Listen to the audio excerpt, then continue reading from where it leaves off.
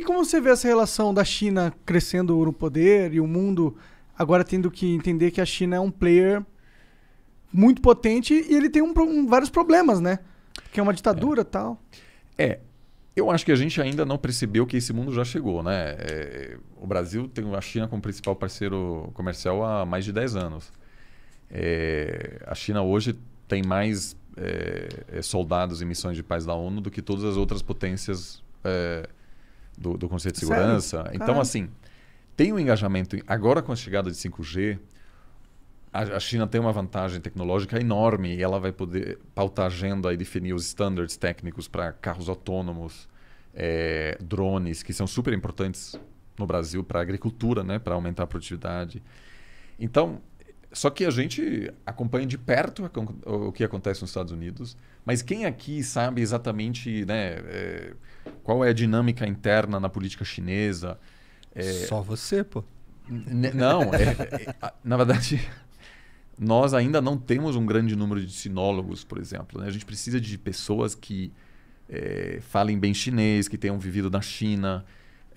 Até o próprio Itamaraty, na verdade, não tem tantas pessoas que falam bem chinês. E eu me preocupo muito porque eu vejo os meus alunos que vão ter posições de destaque daqui a 20 anos. E daqui a 20 anos a economia chinesa será muito maior, provavelmente, do que a americana. Sim. Né? A gente vai estar olhando muito para a Ásia e... Eu entendo, eles ainda preferem fazer o intercâmbio na Europa, ou nos Estados Unidos, ou na Argentina. Ainda poucos vão para a Ásia. Mas esse vai ser vamos dizer, o coração político e econômico. Agora, o que a China vai fazer, eu acho que eles não vão repetir essa besteira que os britânicos, os soviéticos e os americanos fizeram no Afeganistão. Eles são super pragmáticos porque tem uma diferença. A China não quer exportar seu sistema político. Que é uma diferença... Isso é bom. Porque a China se considera como único. Né? Se diz, olha, nós somos... Não existe outro igual. Tanto que em chinês, China é reino do meio. Se considera um centro do mundo e não acham que estão em processo de ascensão. Estão em processo de voltar onde eles sempre estavam, né? No centro. Bom, faz sentido até, né? Não, é verdade, historicamente falando, é totalmente verdade. A liderança ocidental é minúscula. A gente está vivendo num período totalmente atípico de liderança ocidental que representa uma pequena parcela da população mundial. Né? Então, se você olha para o mundo da perspectiva asiática, é o natural agora que a Ásia volte a ser o centro do mundo, de certa maneira. Afinal, tem gente pra caralho lá. Você tem... Muita gente. Você tem, enfim, concentração. Se você olha China, Índia e os países em volta, representam a metade da população. Agora, então, não quer exportar, mas também tem uma visão ultra pragmática. Isso quer dizer, eles vão lidar com quem estiver no poder e não se importam o que acontece naquele país. Então, as mulheres lá não podem sair de casa. Foda-se. Venezuela, por exemplo, o país está colapsando. A China continua tendo uma relação, até com a Coreia do Norte.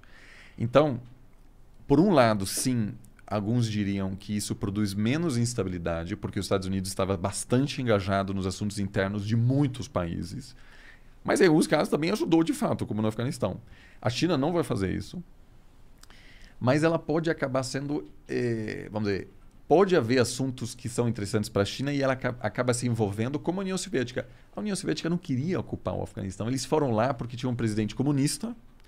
Esse cara pediu ajuda dos soviéticos. Eles falam, não, claro, vamos ajudar. Ele fala, não, na verdade, eu preciso não só de equipamento, eu preciso de soldados também. Aí foram os soldados. Aí esses soldados foram atacados. Aí eles mandaram os tanques. E aí... começou a entrar em guerra. Um pouco como os Estados Unidos no Vietnã. Ninguém queria, assim, ninguém falou no início, olha, vamos ter essa guerra. Então, acho que esse risco existe para qualquer futura superpotência e a China também.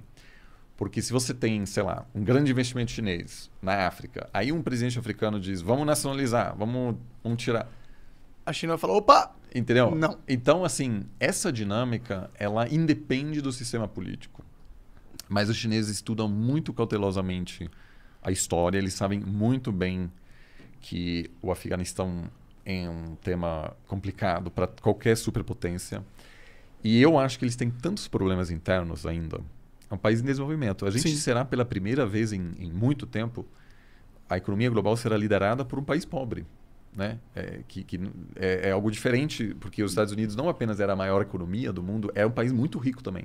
Era um dos países mais ricos per capita. Então, a China é uma liderança que você viaja para o interior e tem realmente muitos problemas. Então, ela sabendo, eu acho que o governo sabendo disso, vai fazer de tudo para atrasar ao máximo confrontos desse tipo, né? Só se eu acho que pode haver, por exemplo, um confronto com Taiwan quando percebe-se que os americanos estão tão cansados de guerras. Se a China perceber, olha, eu posso retomar Taiwan sem que o Biden vai reagir, aí eu acho que isso pode acontecer. Então nos próximos 4 anos eles vão retomar Taiwan.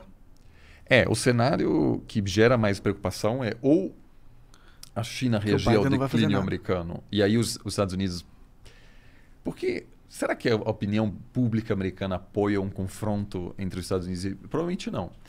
E não aí, parece uma boa ideia. Só que daí, o que vai acontecer? A Rússia vai dizer, opa, os Estados Unidos ficam quietos, então eu vou, por exemplo, retomar a Ucrânia, porque a União Europeia não tem capacidade. Mas e a ONU, cara? Cadê a ONU para defender a estabilidade do país, do planeta? Eles não são feitos para isso? A ONU, acima de tudo, a ONU tem uma tensão, né? Por um lado, ela é fundamental para a defesa dos direitos humanos, etc. Tem uma atuação relevante, mas ela opera a partir da igualdade soberana dos países membros. Ou seja, ela, acima de tudo, diz os países são soberanos e só se os membros permanentes do Conselho de Segurança decidirem que uma intervenção militar em um país é legítima, aí sim você pode...